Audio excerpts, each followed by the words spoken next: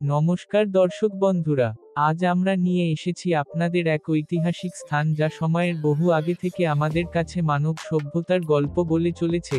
ভীমবেটকা শিলাচিত্র গুহা, মধ্যপ্রদেশ।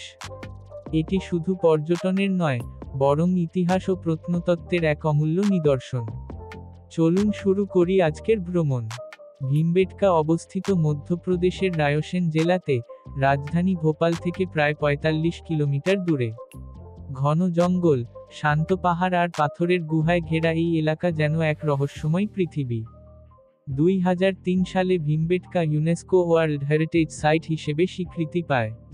এখানে রয়েছে ৭৫০টিরও বেশি প্রাকৃতিক গুহা, যার মধ্যে প্রায় ৫০০টি গুহায় পাওয়া গেছে আদিম মানবের চিত্র ও খোদাই।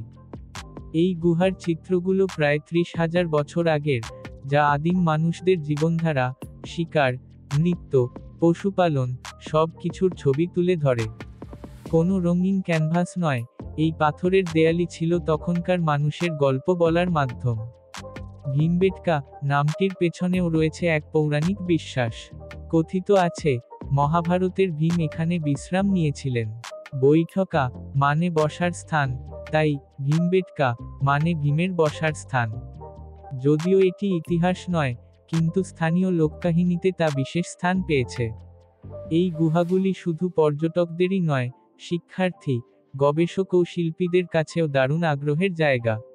প্রতিটি গুহা যেন এক জীবন্ত ইতিহাসের পাতা।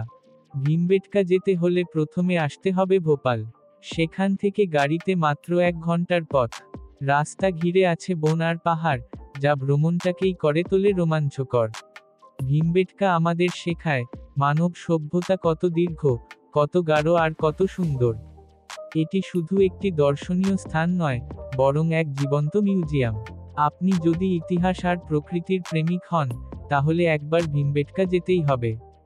এই রকম আরও চমকপ্রদ ভ্রমণের গল্প জানতে সাবস্ক্রাইব করুন আমাদের চ্যানেল ওয়ার্ল্ড ট্যুরিস্ট স্পটসটি। ভিডিওটি ভালো লাগলে লাইক ও শেয়ার করতে ভুলবেন না। ধন্যবাদ।